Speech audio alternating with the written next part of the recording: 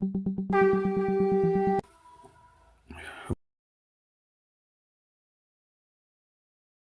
प्रेम में शिशि ठाकुर, परम आराध्या जगत जननी शिशि बर्मा, परम पूज्य पाद शिशि बरदा, परम पूजनीय वर्तमान आचार्य शिशि दादा के श्री चरणों मेरा कोटि कोटि प्रणाम। यहाँ उपस्थित आप सभी गुरु भक्तों, माताओं, बहनों, बच्चों और अधर्युदा और जाजक दादा को मेरा हार्दिक जय गुरु। आज का सत्संग प्रधान आचार्य देव शिष्य बरदा के जन्मदिन के उपलक्ष्य में हो रहा है। हम लोग ठाकुर जी से आप सभी के मंगल की कामना करते हैं।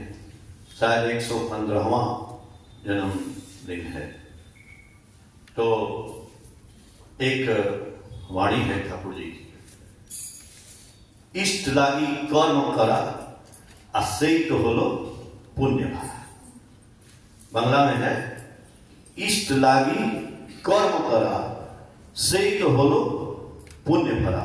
उसका हिंदी में है ना, इष्ट के लिए है जो काम उसमें ही तो पुण्य तमाम।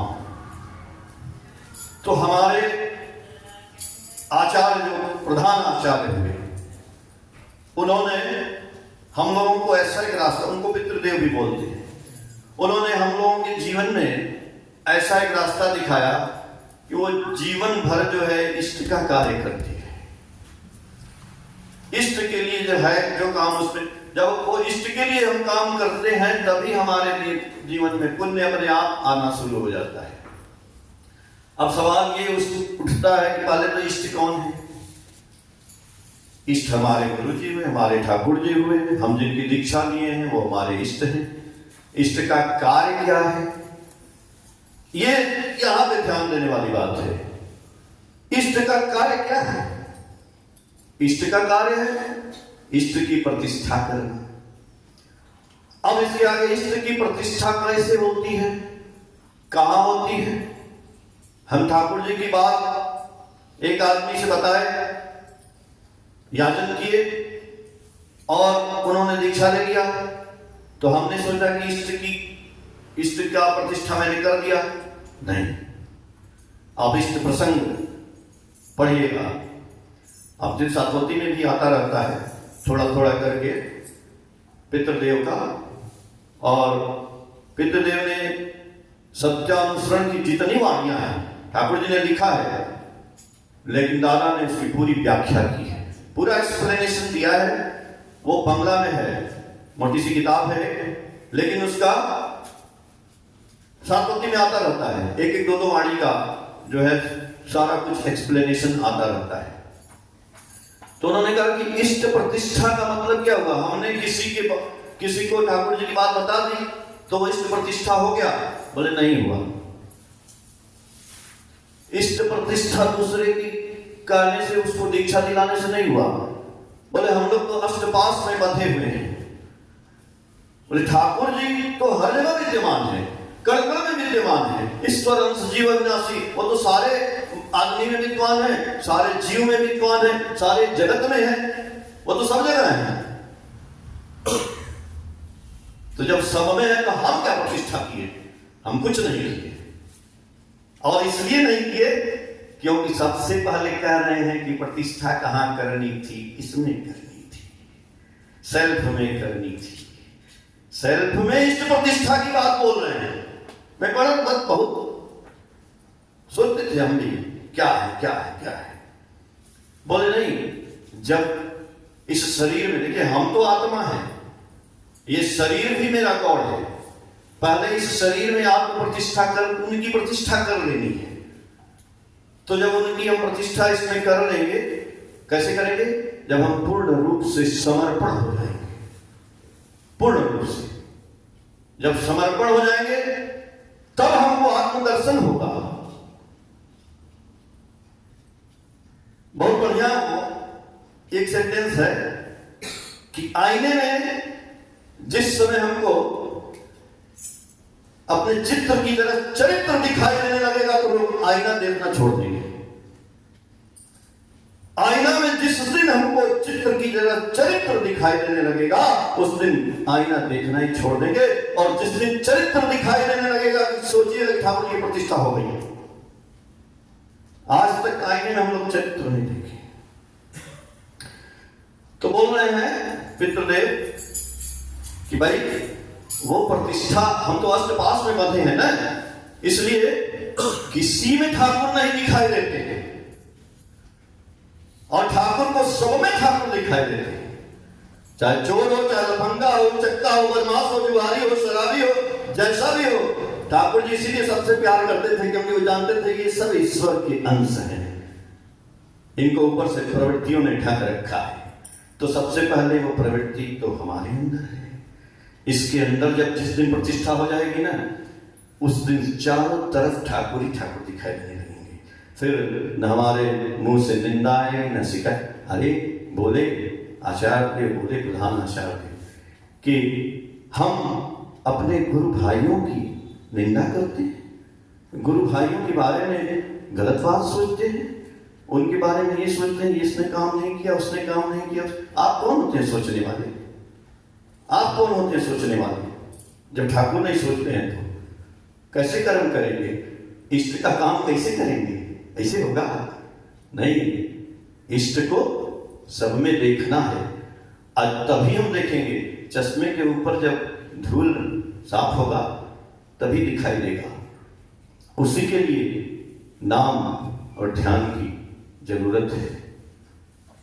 तो ठाकुर जी दादा बोले कि हम जब दीक्षा देते हैं ना लोगों को, जब पंजा देते हैं सप्रकृति का धरियु का जाजक का, तो हम उसको बोल देते हैं देखो भाई, हम ठाकुर जी के कुत्ता हैं और तुमको भी ठाकुर जी का कुत्ता बनना पड़ेगा। कुत्ता क्या करता है? अपने मालिक के लिए रक्षा करता है, देखभाल करता है, मालिक के लिए मर जाता है। बोले कि एक हम लोग कुत्ता पाले थे आश्रम में, पर मेरे पास कुत्ता था, नया आदमी को बहुत दौड़ाता था, काट खाएगा।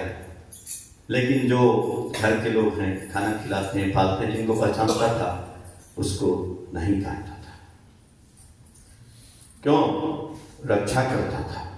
वैसे ही हम लोग अपने मालिक के लिए कुत्ता बन के रहना पड़ेगा, मालिक की रक्षा में। मालिक हमको खाना दे चाहे ना दे, मार के भगा देंगे, कुत्ता भागेगा नहीं, वहां जाकर बैठा रहेगा, फिर बुलाएंगे फिर आ जाएगा। तो बोले बहुत अच्छा वाणी है। ठाकुर कुकुर तुम्हें निष्ठा शिकल गले पड़ा डाकले का अच्छे आसुन तलाव दूर खड़ा। अरे तुम ठाकुर के कुत्ता हो और निष्ठा का सीकड़ जंजीर गले में बांध लेना पड़ेगा ठाकुर का कुत्ता बनके।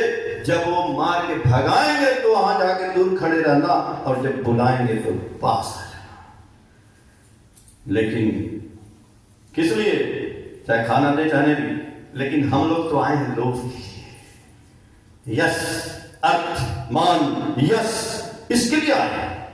हम गुरु की हैं इसलिए हमें लोभ है, हमें अष्टपास से मुक्ति नहीं पानी है। हम लोग कई बार यहां बोले, आप तो बुरा मत मानिएगा। कोई कृष्ण का भजन करता है, कोई राम का करता है, नारायण का करता है, लक्ष्मी का करता है, करिए। कभी कभी कोई बोल भी देता है आपको, ये भैया ठाकुर जी के मंदिर है, ठाकुर जी का करो यार। एक बार पितृदेव से पूछा गया कि दादा ये बताइए कि हम जब ध्यान करते हैं तो भगवान है नहीं, अगर हम कृष्ण का ध्यान करते हैं तो कृष्ण तो है नहीं, तो कृष्ण कैसे मिलेंगे? तो उन्होंने कहा काहे नहीं मिलेंगे? मीरा ने किया, मीरा को मिले, तुलसी ने राम का किया, उनको राम मिले, बहुत लोगों को मिले, आपको भी मिल जाएंगे, ध्रुव को नारायण मिले। तो बोले कि फिर तो एक आदमी रामकृष्ण परमहंस किसकी पूजा करते थे? काली जी। तो काली जी का भजन तो उसने सोचा कि जब ये काली की पूजा करते हैं, काली प्रसन्न है, तो हम रामकृष्ण परमहंस को क्यों माने? हम क्यों ना काली की डायरेक्ट पूजा करें? तो पितृदेव बोले कि हाँ, चूंकि वो अष्टपास में है, लिप्त है, इसलिए वो रामकृष्ण परमहंस को नहीं जानता है। रामकृष्ण परमहंस को यदि चाहेगा तो काली मिल जाएंगे। जो नारायण की पूजा करता है वो रामकृष्ण परमहंस को चाहेगा तो नारायण मिल जाएंगे, लेकिन वो डायरेक्ट काली की पूजा करेगा तो काली उसको कभी नहीं मिलेगी, क्योंकि वो प्रवृत्तियों का दास हो जाएगा।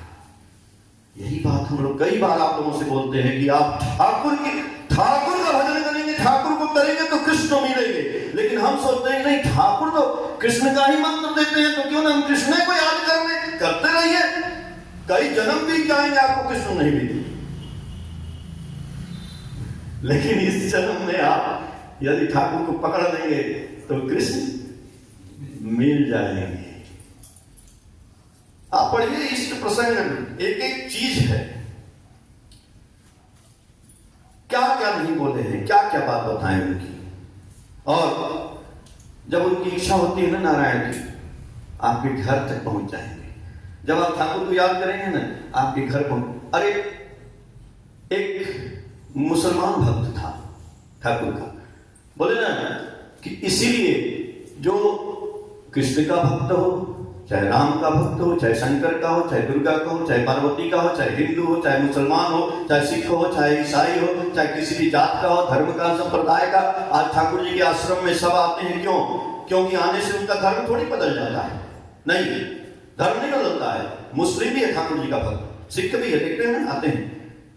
तो बोल रहे हैं कि वो ठाकुर को पकड़ के वो गुरु नानक को पा जाता है, वो ठाकुर को पकड़ के अल्लाह को पा जाता है, वो ठाकुर को पकड़ के कृष्ण को पा जाता है। तो एक मुस्लिम घर में एक लेडीज थी और वो सोचती थी, बहुत गरीब थी, हम कैसे जाएंगे देवघर, और आचार्य देव का, उसमें आचार्य थे, पितृदेव थे, पितृदेव का दर्शन कैसे करेंगे, ठाकुर जी को दर्शन। अब मन में इच्छा थी उसकी, बहुत इच्छा थी, कैसे जाएंगे, पैसा ही नहीं था, पैसा बटोरती थी, पैसा खत्म हो जाता था। एक दिन उधर ही आचार्य देव की गाड़ी निकल पड़ी, जा रही थी रास्ते में, बहुत लोग जा रहे थे दर्शन करने, भीड़ जा रहा था। उसको पता चला, पता नहीं कौन आ रहा है, लोग बहुत जा रहे हैं, कहाँ जा रहे हैं लोग, बोले अरे गुरु जी आ रहे हैं, गुरु जी आ रहे हैं, जा रहे हैं। अचानक आचार्य देव की गाड़ी जो है वहीं आके रुकती है, वो थोड़ी दूर पे पेड़ के नीचे। आचार्य बोलते हैं एक आदमी से, ये देखो ना यहाँ बेर के पेड़ है ना, बेर है सब, बेर तोड़ा गया। उसके बाद बोले कि बेर तो नमक से खाया जाएगा, नमक कहाँ मिलेगा? बोले वो तो एक घर दिखाई दे रहा है, उस घर में जाओ और नमक लेके आओ, और उससे बोलना कि किसने नमक मांगा है, ये बात जरूर बताना उसको।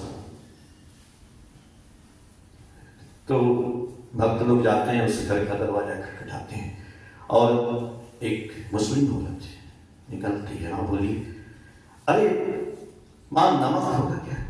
बोले नमक, हाँ दे देंगे। नमक लाई, दी, वो लोग लेके चले गए। तो आचार्य देव को दिए नमक, पितृदेव को। तो बोले अरे तुम नमक लाए तो पता है उसको किसने नमक मांगा था? बोले नहीं। फिर जाओ। फिर वो लोग जाते हैं और जाके उनको बताते हैं, आप जानती हैं आपने नमक किसको दिया है? बोले किसको दिया है? ठाकुर जी के बेटे पितृदेव सृष्टि पर्दा आपसे नमक मांगे हैं। अरे वहीं गिर गई। जिसको याद करती थी कि हम जाएंगे, वो आज मेरे घर से नमक लेने आ गए। ये होता है इष्ट प्रतिष्ठा, कि हम याद करें तो शीशे में से ठाकुर जी निकल के आ जाए। तब होता है ऐसी लागी लगन, मीरा हो गई मगन, वो तो गली गली हरि गुण गाने लगी। अरे भाई इष्ट में रखो भक्ति अटूट, शक्ति पाओगे दिल में, अता ही कर्म में रंग दे स्वभाव, पड़ोगे नहीं दुख में। जय गुरु। ठाकुर जी आपका मंगल करें। और एक भजन अभी हमारे जाजक दादा गाएंगे।